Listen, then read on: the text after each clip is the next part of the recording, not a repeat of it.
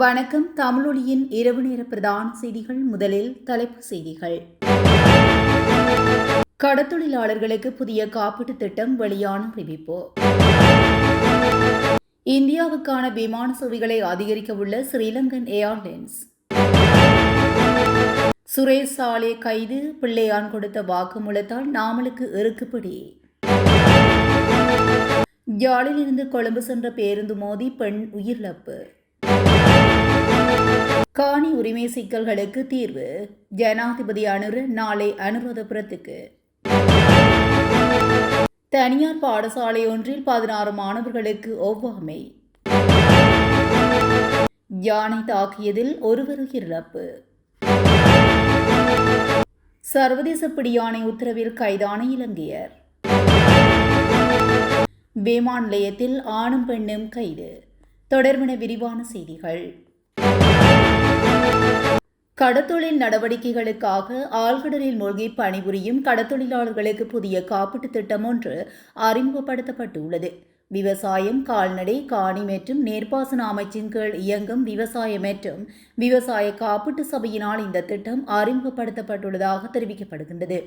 நீண்ட காலமாக அதனுடன் தொடர்புடைய கடத்தொழிலாளர்களால் விடுக்கப்பட்ட கோரிக்கைக்கு அமைவாக இந்த விசேட திட்டம் நடைமுறைக்கு வருகிறது. அதன்படி கடத்தொழில் சார்ந்த மூழ்கும் நடவடிக்கைகளில் ஈடுபட்டிருக்கும் போது மரணம் சம்பவித்தால் காப்பீடு செய்தவருக்கு 12 லட்சம் ரூபாய் இழப்பீடாக வழங்கப்படும். கடல் அல்லது நன்னீர் நிலைகளில் மூழ்கி பணியாற்றும் போது ஏற்படும் விபத்துகளால் தற்காலிகமாக செயலிழப்பவர்களுக்கு அல்லது அங்கவீனம் அடைபவர்களுக்கும் இத்திட்டத்தின் கீழ் இழப்பீடு வழங்கப்படும். ஒரு வருடத்துக்கான இந்த காப்பீட்டு பாதுகாப்பை பெற்றுக்கொள்ள கடத்தொழிலாளர் ஒருவர் வருடாந்தம் 1920 ரூபாய் மாத்திரமே செலுத்த வேண்டும். பாதுகாப்பு தேவையை பொறுத்து 12 லட்சம் மற்றும் 15 லட்சம் ரூபாய் வரையான காப்பீட்டு திட்டங்கள் அறிமுகப்படுத்தப்பட்டுள்ளதாக அங்கு சுட்டிக்காட்டப்பட்டுள்ளது.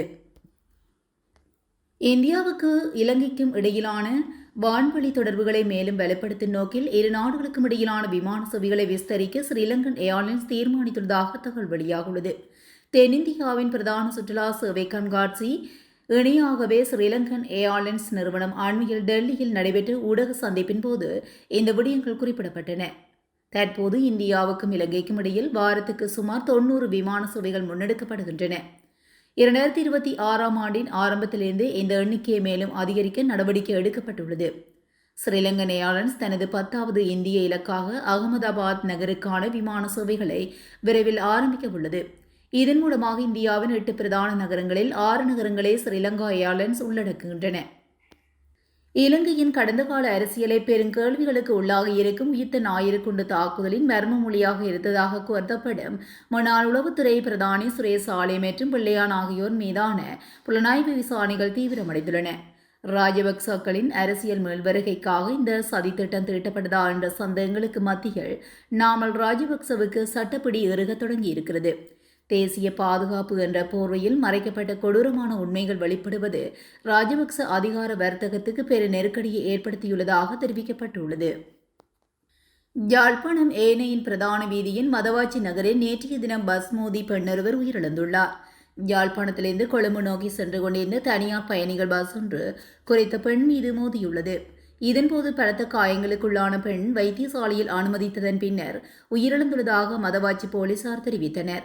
விபத்தில் உயிரிழந்த பெண் யார் என இதுவரையிலும் அடையாளம் காணப்படவில்லை என தெரிவிக்கப்படுகின்றது. விபத்தின் பின்னர் பஸ் வண்டியின் சாரதியும் சாரதி உதவியாளரும் தப்பி சென்றுள்ளனர். அவர்களை கைது செய்ய மதவாச்சி போலீஸ் நிலைய போக்குவரத்து பிரிவு போலீசார் மேலதிக விசாரணைகளை மேற்கொண்டு வருகின்றனர். அனுமதி பத்திரங்கள் மற்றும் கொடுப்பனவு பத்திரங்களின் கீழ் காணிகளை அபிவிருத்தி செய்து பயன்படுத்தி வரும் விவசாயிகள் உள்ளிட்ட பொதுமக்களுக்கு அந்த காணிகளின் முழு உரிமையை வழங்கும் குறித்து பூரண அளிப்பு பத்திரம் வழங்கும் தேசிய திட்டத்தின் அங்குரார்ப்பண நிகழ்வு ஜனாதிபதி அனுரகுமார திசாநாயக்க தலைமையில் நாளை அனுராதபுரத்தில் நடைபெறவுள்ளது. பிற்பகல் 2 மணிக்கு அனுராதபுரம் கொரகுகவெவ வடமத்திய மாகாண சபை மண்டபத்தில் இடம்பெறவுள்ளது. 1935ஆம் ஆண்டின் 19ஆம் இலக்க காணி அபிவிருத்தி கட்டளை சட்டத்தின் கீழ் காணிகளை பயன்படுத்தி வரும் மக்களுக்கு அந்த காணியின் மீதான முழுமையான உரிமை இல்லாத காரணத்தினால் அதனை மனித தேவைகளுக்கோ அல்லது பொருளாதார அபிவிருத்திக்கோ பயன்படுத்தும் போது பல்வேறு சிக்கல்களை எதிர்கொள்ள நேரிட்டுள்ளது. இதன் காரணமாக தற்போது வழங்கப்பட்டுள்ள அனுமதி பத்திரங்களில் உள்ள நிபந்தனைகளை நீக்கி 1947 ஆண்டின் 8ஆம் இலக்க அரச காணிகள் கட்டளை சட்டத்தின் 2ஆம் பிரிவுக்கு இணங்க அவற்றுக்கு பதிலாக பூரண அளிப்பு பத்திரம் வழங்கப்படும். தங்கள் விருப்பத்தின் பேரில் அனுமதி பத்திரங்களை அரசாங்கத்திடம் ஒப்படைப்பவர்களுக்கு இந்த புதிய கிமிகம பூரண அளிப்பு பத்திரம் வழங்கப்பட உள்ளது. அனுராதபுரம் மாவட்டத்தில் 500 பயனாளிகளுக்கு நாளை இந்த அளிப்பு பத்திரங்கள் வழங்கப்பட உள்ளதாகவும் இதனைத் தொடர்ந்து இத்திட்டம் நாடு முழுவதும் உள்ள அனைத்து மாவட்டங்களிலும் நடைமுறைப்படுத்த திட்டமிடப்பட்டுள்ளது. எல்பிடி பகுதியிலுள்ள தனியார் பாடசாலை ஒன்றை சேர்ந்த 16 மாணவர்கள் ஒவ்வாமை காரணமாக வியாழக்கிழமை அன்று எல்பிடி வைத்தியசாலையில் அனுமதிக்கப்பட்டு சிகிச்சை பெற்று வருவதாக போலீசார் தெரிவித்தனர். சருமத்தில் ஏற்பட்ட அரிப்பு மற்றும் தடிப்பு காரணமாகவே மாணவர்கள் வைத்தியசாலையில் அனுமதிக்கப்பட்டுள்ளதுடன் மாணவர்களின் நிலைமை பாரதூரமானது அல்ல என போலீசார் மேலும் தெரிவித்தனர். குறித்த பாடசாலையின் ஒரே மண்டபத்தில் நடத்தப்பட்ட 3 வெவ்வேறு வகுப்புகளை சேர்ந்த மாணவர்களை இவ்வாறு ஒவ்வாமைக்கு உள்ளாகியுள்ளனர். இந்த நிலையில் ஏதேனும் பூச்சிகள் கடித்தமையினால் அல்லது விஷத்தன்மை கொண்ட திரவம் உடலில் பட்டமையினால் ஒவ்வாமை ஏற்பட்டிருக்கலாம் என போலீசார் சந்தேகிக்கின்றனர். திருகோணமலை சேரனுவர போலீஸ் பிரிவில் உள்ள மஹிந்தபுர பகுதியில் உள்ள வீதியில் ஜானை தாக்கிய ஒருவர் உயிரிழந்துள்ளார். சம்பவத்தில் உயிரிழந்தவர் 56 வயதான கிட்சரி விஜய பிரியந்த என தெரிய வருகிறது. மூதூர் தள வைத்தியசாலையில் வைக்கப்பட்டிருந்த சடலத்தை திடீர் மரண விசாரணை அதிகாரி AJA நூருல்லா இன்று பார்வையிட்டு விசாரணை செய்த பின்னர் சடலம் பிரேத பரிசோதனைக்காக திருகோணமலை பொது வைத்தியசாலைக்கு அனுப்பி வைக்கப்பட்டுள்ளது.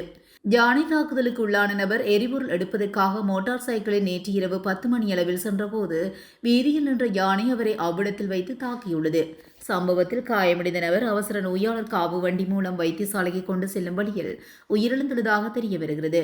சம்பவம் தொடர்பான மேலதிக விசாரணைகளை சேரனுவர போலீசார் முன்னெடுத்து வருகின்றனர். சர்வதேச பிடியாணை உத்தரவில் இந்தியாவில் கைது செய்யப்பட்ட பொடிலசியை மீண்டும் நாட்டுக்கு அழைத்து வருவதற்காக CID அதிகாரிகள் புறப்பட்டு சென்றுள்ளதாக போலீஸ் ஊடகங்கள் தெரிவிக்கின்றன. பாதாள உலக கும்பல் உறுப்பினர் மற்றும் போதைப்பொருள் கடத்தல்காரர்கள் என அழைக்கப்படும் பொடிலசி கடந்த ஜனவரி மாதம் 16ஆம் தேதி இந்தியாவின் மும்பையில் கைது செய்யப்பட்டார். இவர் பிணையில் விடுவிக்கப்பட்ட பின்னர் பொடிலசி சொகுசு கார் ஊர்வலத்தில் கொழும்புக்கு சென்ற நிலையில் அதன் பின்னர் அவரை பற்றி எந்த தகவலும் கிடைக்கவில்லை. குடுசலிந்து மற்றும் பாதாள உலக கும்பல் தலைவர் பொடி லசி ஆகியோர் இரகசியமாக நாட்டை விட்டு தப்பி சென்றிருக்கலாம் என பாதுகாப்பு படையினர் சந்தேகிக்கின்றனர். இந்த 2 குற்றவாளிகளும் கடல் வழியாக வெளிநாட்டுக்கு தப்பி சென்றிருக்கலாம் என்ற வலுவான சந்தேகம் இருப்பதாக பாதுகாப்பு படையினர் முன்னர் கூறியிருந்தனர். இந்நிலையில் இந்தியாவில் தலைமறைவாக இருந்த கொலை, பணம் பறித்தல், போதைப் பொருள் கடத்தல் உள்ளிட்ட கடுமையான குற்றங்களில் ஈடுபட்ட நிலையில் இவர்கள் கைது செய்யப்பட்டுள்ளனர். அதன்படி குற்றப்புலனாய்வுத்துறையின் 2 அதிகாரிகள் இந்த பாதாள உலக தலைவரை இலங்கைக்கு அழைத்து வர நேற்று இந்தியா புறப்பட்டுள்ளனர். கொழும்பு கட்டுநாயக சர்வதேச விமானத்தில் ஆணும் பெண்ணும் கைது செய்யப்பட்டுள்ளனர். சந்தேக நபர்கள் கிரீன் செனல் வழியாக சட்டவிரோதமான முறையில் பொருட்களை கடத்த முயன்ற நிலையில் சுங்கப்பிரிவினரால் கைது செய்யப்பட்டுள்ளனர். சுமார் 26 லட்சம் ரூபாய் பெறுமதியான ஏலக்காய், வாசனை திரவியங்கள், கையடக்க தொலைபேசிகள் மற்றும் மடிக்கணினிகள் ஆகியன அவர்களிடமிருந்து கைப்பற்றப்பட்டுள்ளன. கைது செய்யப்பட்டவர்கள் கந்தானை பகுதியைச் சேர்ந்த 47 வயதுடைய பெண் ஒருவரும், கொழும்பு நாரகேன்பட்டி பகுதியைச் சேர்ந்த 47 வயதுடைய ஆண் ஒருவரும் என தெரிய வந்துள்ளது. இவர்கள் இருவரும் நேற்று புதன்கிழமை காலை துபாய் மற்றும் இந்தியாவின் பெங்களூரு நகரிலிருந்து ஸ்ரீலங்கன் ஏர்லைன்ஸ் நிறுவனத்துக்கு சொந்தமான 2 வெவ்வேறு விமானங்கள் மூலம் கட்டுநாயக்க விமானத்தை வந்தடைந்துள்ளனர். இதன்போது தமது பயணப்பொதிகளில் மறைத்து வைக்கப்பட்டிருந்த பொருட்களை இறக்குமதி பத்திரம், தேசிய மருந்துகள் ஒழுங்குபடுத்தல் அதிகார சபை மற்றும் இலங்கை தொலைத்தொடர்பு ஒழுங்குபடுத்தல் ஆணைக்குழு ஆகியவற்றின் உரிய அனுமதியின்றி இவர்கள் கொண்டு வந்துள்ளனர். இலங்கை விளையாட்டு சந்தேக நபர்களை கைது செய்துள்ள மேலதிகமான விமான நிலைய சுங்க அதிகாரிகள் விசாரணைகளை முன்னெடுத்துள்ளனர். இத்துடன் இரவு நேர பிரதான செய்திகள் நிறைவடைகின்றன. தொடர்ந்தும் செய்திகளோடு இணைந்திருக்க தமிழொலி ஊடகத்துடன் இணைந்திருங்கள். நன்றி, வணக்கம். தமிழொலி ஒரே பார்வையில் இன்றைய செய்திகளை உடனுக்குடன் தெரிந்து கொள்ள தமிழொலி யூடியூப் தளத்தை சப்ஸ்கிரைப் செய்து இந்த வீடியோ பிடிச்சிருந்தா லைக் பண்ணுங்க, கமெண்ட் பண்ணுங்க, ஷேர் பண்ணுங்க. மறக்காம கீழே இருக்கிற பெல் ஐகானை கிளிக் பண்ணுங்க.